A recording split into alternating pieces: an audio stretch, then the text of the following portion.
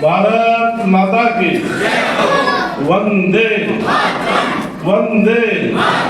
नरेंद्र मोदी जिंदाबाद, नायब सैनिक जिंदाबाद, भारतीय जनता पार्टी जिंदाबाद, भाई महेंद्रपाल राणा जिंदाबाद, बहन कमलेश राणा जिंदाबाद। सबसे पहले मैं संत गुरुदास जी महाराज के चरणों में नमन करता हूँ। डॉक्टर भीमराव अम्बेडकर के चरणों में मैं नमन करता हूँ।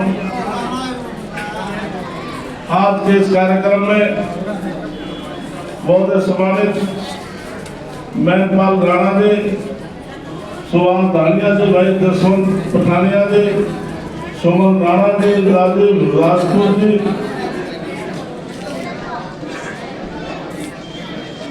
हमारे बैसाखी पूर्व पार्षद राजेश कुमार, सुल्तान सिंह, कुलदीप सिंह, रोहित कुमार, दर्शन सिंह, अजीत बैन जी, दर्शन लाल जी, धर्मपाल, नरेंद्र धानिया, सुशील पांचाल, रविंद्र दीवान, राम कुमार धानिया जी,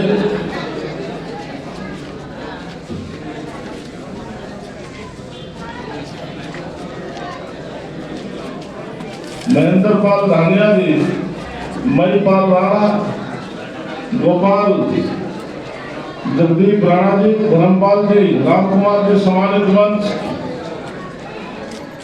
इस कार्यक्रम में उपस्थित भाइयों बहनों, अजीत प्यारे बच्चों, बहन कमलेश राणा ने बड़े विस्तार से आपको चर्चा की कि आज हम सब पलायत नगर पालिका के चुनाव के प्रचार के लिए हमारे महेंद्रपाल राणा जो हमारे चेयरपर्सन है, 16 वाले हैं, 16 हमारे जो पार्षद हैं, उनके चुनाव के प्रचार के लिए मैं आपके बीच में आया हूं।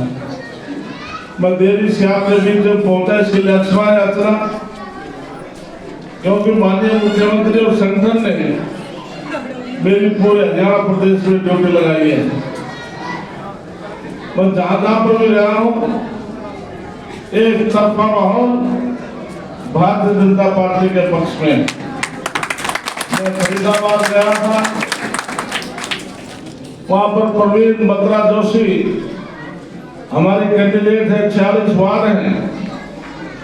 मैं आपके सामने बता सकता हूं, हम 40 के 46 वार्ड जीत रहे, कम से कम 5 लाख वोटों से हमारी मेयर की कैंडिडेट जीत रही। मैं फरीदाबाद में गया था, सुमन बहन भी हमारी बहन मेयर की उम्मीदवार है,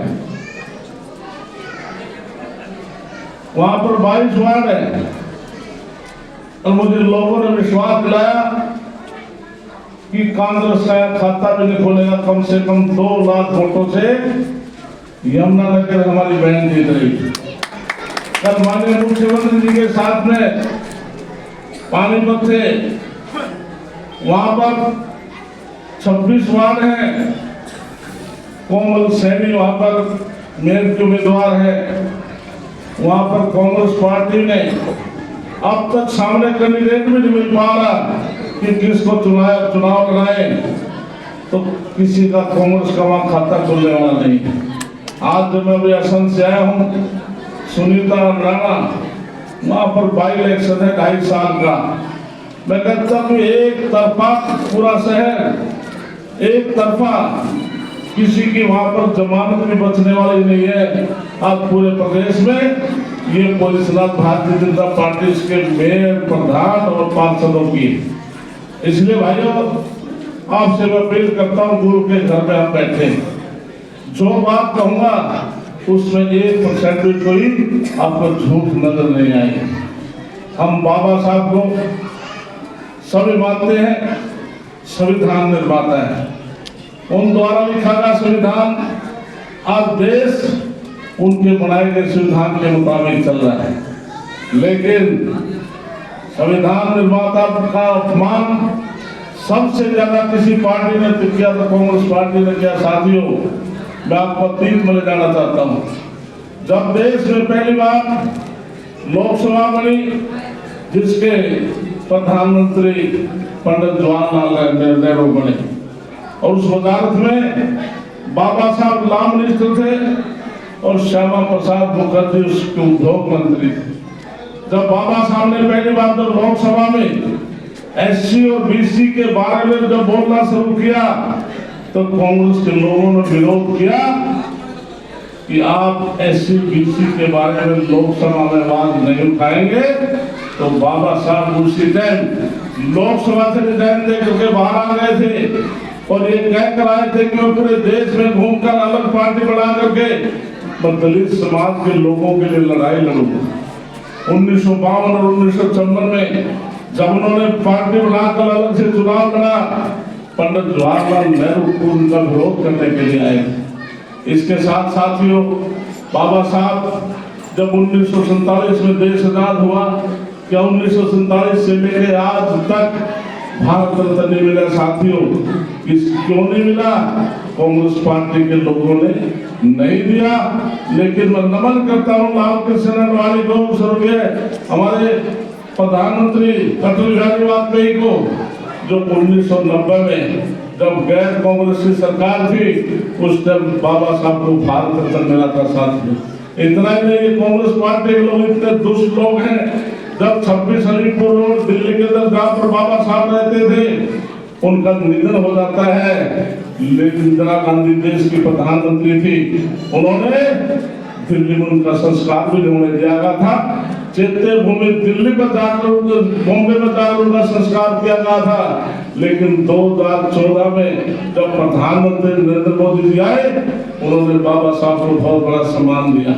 साथ ही उनकी जो जन्मभूमि जो वो थी चैत्य भूमि जो बॉम्बे में जब उनका संस्कार हुआ था, 26 अलीपुर रोड, शिक्षा उन्होंने लंदन में ली थी, दीक्षा नागपुर में ली थी। उन पंच जो स्थान थे उनको पंच तीर्थ स्थान बना करके लाखों लोग वहाँ नमन करने के लिए जाते हैं। इतना नहीं साथियों, 14 अप्रैल को उनका जन्म दिवस है, क्या उनका राष्ट्रीय अवकाश घोषित नहीं होना चाहिए था? लेकिन कांग्रेस पार्टी ने नहीं किया।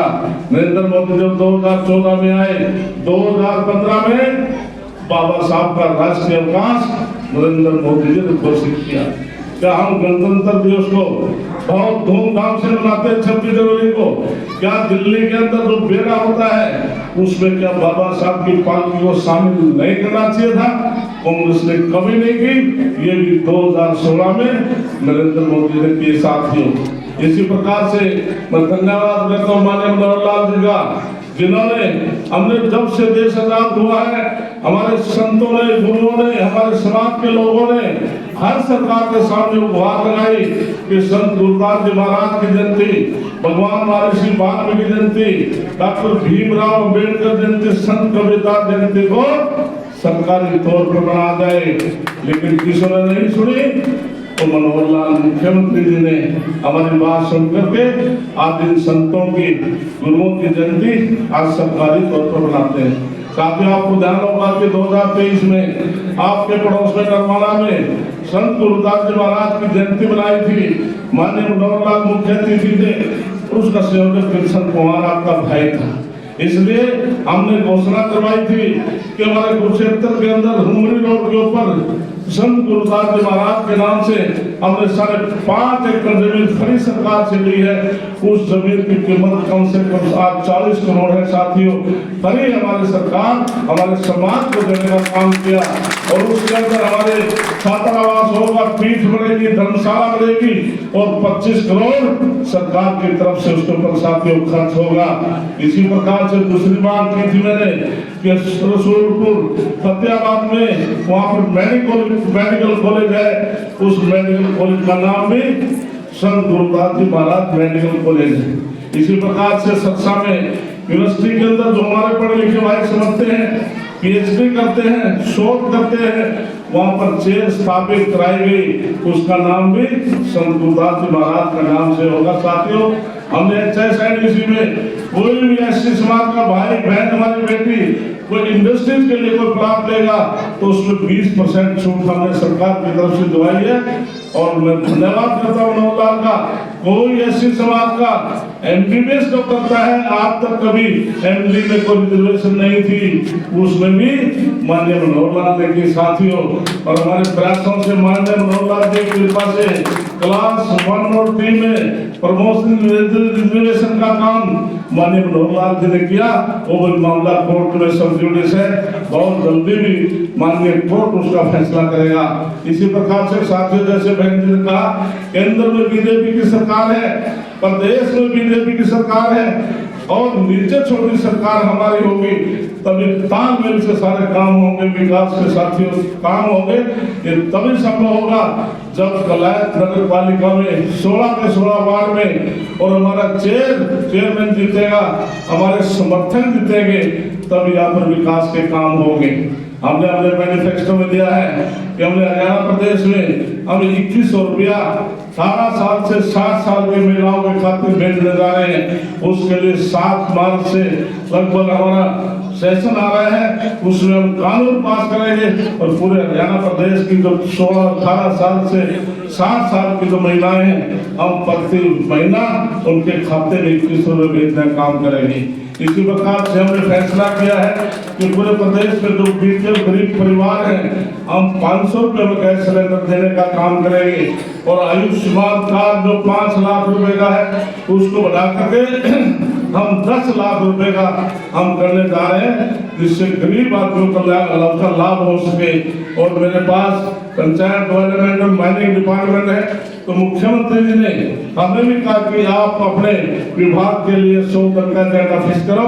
तो मैंने अपने पंचायत डिपार्टमेंट के आज हमारे जिला परिषद ब्लॉक समिति चेयरमैन सरपंच सभी को फ्री हैंड कर रखा है कि 21 लाख रुपए तक का काम आप फ्री हैंड कर सकते हैं। और जो एक रोक जिला परिषद और चेयरमैन ब्लॉक समिति को बढ़ोतरी थी, उनको भी हमने ओपन कर दिया।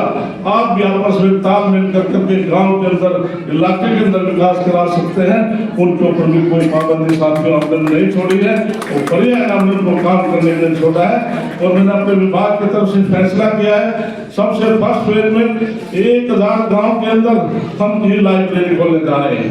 उसका फायदा होगा हमारे गांव में हमारी बेटियां और बच्चे उसकी लाइब्रेरी में बैठकर पढ़ सकेंगे, जिससे कि बिना पर्ची बिना खर्ची के नौकरी मिल सके। ये भूपेंद्र सिंह हुड्डा पूरे प्रदेश में प्रचार करता है। साथियों, ये सरकारी आंकड़े हैं, 10 साल में उसने केवल 86,000 नौकरियां दी थी और पैसे से दी थी, लेकिन हमने 10 साल में 1,46,000 नौकरियां दी हैं और बगैर पर्ची के बगैर खर्ची के दिए। साथियों, ये भारतीय जनता पार्टी सरकार है और मैंने अपने विभाग की तरफ से तय किया है 1000 गांव में हम फील्ड पक्की करेंगे, उसके ऊपर स्ट्रीट लाइट लगाएंगे। मेरे सामने मेरी बहनें माताएं बैठी हैं, इनके लिए भी मेरे विभाग ने हमने तय किया है कि हम 1000 गांव में फर्स्ट फेज में हम महिला सांस्कृतिक केंद्र खेलेंगे।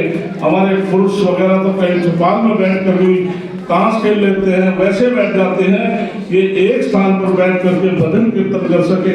इसी प्रकार से मैंने पूरे प्रदेश के अंदर हमारे जिम खोलने का हमने 250 गाँव के अंदर फैसला किया है और पूरे हरियाणा प्रदेश में 19,000 तालाब हैं और जिसमें से 6,000 तालाबों का हमने चयन किया है और उसमें से 2200 तालाबों के ऊपर उनका सुधारीकरण करने के लिए हमारी योजना है, जिससे कि उसका हम डिसिंफेक्ट करेंगे, सफाई कराएंगे, उसके लिए ड्रेनेज वाल बनाएंगे, पत्ते उसके बांध करके ऊपर टैंक करेंगे और फूल पौधे लगा करके पार्क का जैसा काम हम उधर करेंगे, तालाबों का सुधारीकरण के। और हमने फैसला किया कि पूरे हरियाणा प्रदेश में कोई भी गांव है उसका शमशान घाट कब्रिस्तान हम उसकी 4 दीवारी कराएंगे, उसका जो रास्ता होगा उसको पक्का करेंगे, पीने के पानी का प्रबंध करेंगे और शेड वगैरह बनाएंगे, जिससे गांव के अंदर किसी प्रकार की सुविधा ना हो। ऐसा मेरा विभाग अपनी सरकार की तरफ से करेगा। तो भाइयों, जिस प्रकार से व्यक्ति ने डेवलपमेंट की बात कर, जब पंचायत जो मंत्री भी इन्होंने अपने इलाके के अंदर बहुत से विकास के काम कराए।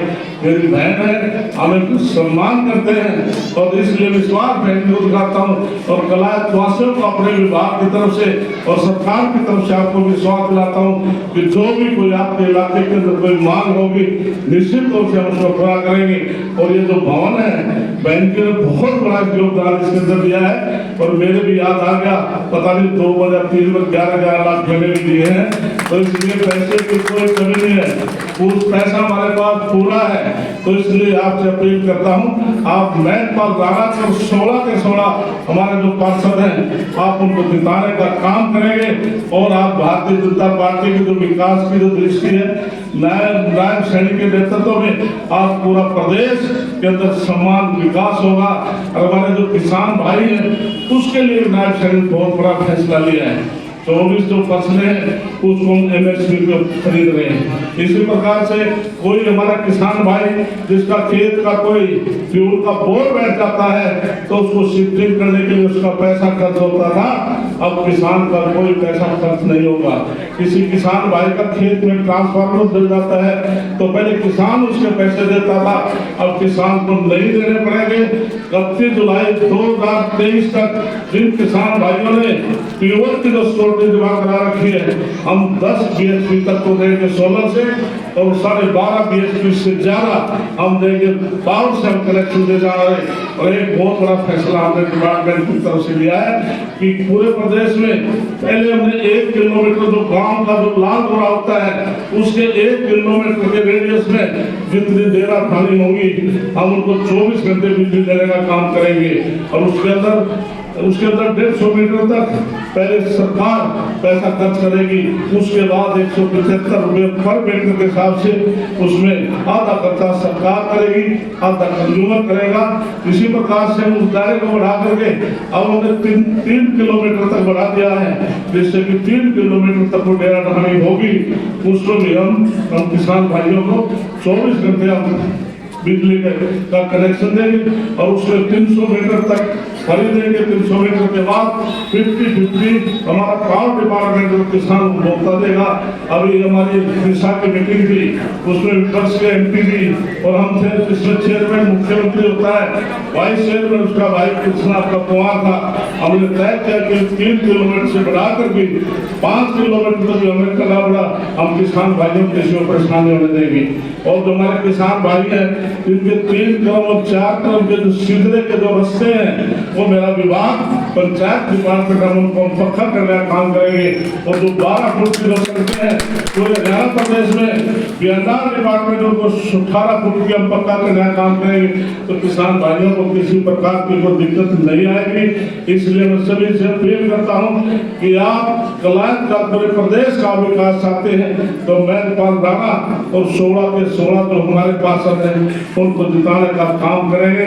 साथियों, अभी हमारे सीवन की हमारी बहन है, वो बार फोन कर रही है, मेरा तो 4 बजे प्रोग्राम था, इसलिए कहीं चाहे भी आपका किस समय का भाव है, बातें करने को मन करता है, लेकिन मैं आपसे यही अपील करता हूँ कि आपका जो कितनी संख्या में बहनें जो बैठी हैं इनका विशेष तौर से धन्यवाद करता हूं। और हमने पंचायती राज में आपको 50% की चुनाव में हिस्सेदारी दी है, और पूरे देश में लोकसभा और विधानसभा में हमने कानून पास कर दिया है कि 2029 में डिलिमिटेशन के बाद जब चुनाव होंगे तो पूरे देश में विधानसभा और लोकसभा में 33% हमारी बहनें होंगी। ऐसा प्रधानमंत्री नरेंद्र मोदी जी ने हमने कानून पास किया है।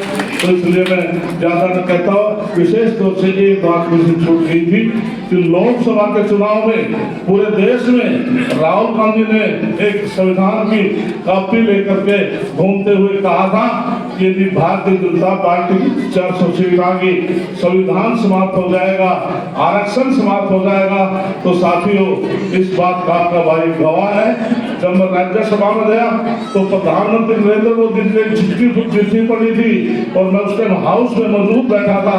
वो चिट्ठी थी पंडित जवाहरलाल नेहरू की लिखी चिट्ठी थी जो 1960 और 61 की चिट्ठी थी। उस चिट्ठी में लिखा था कि देश आजाद हो चुका है, डॉक्टर भीमराव अम्बेडकर ने SC/BC को आरक्षण दिया था, लेकिन क्यों ना आरक्षण को समाप्त कर दिया जाए। तो कांग्रेस के लोगों ने उसको एडिट करके चला कि प्रधानमंत्री नरेंद्र मोदी जी आरक्षण खत्म करना चाहते हैं, इसलिए ऐसे लोगों से सावधान हो।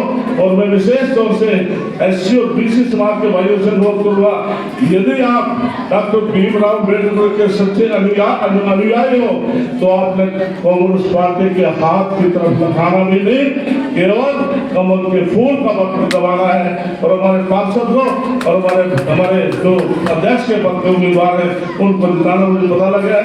यहाँ पर हमारे मेन पर राणा सिंबल में है, बाकी पार्षद सभी ओपन है, तो इसलिए जो हमारे समर्थक हैं आपने उन सबको जिताना है। बहुत बहुत धन्यवाद। भारत माता की जय भीम।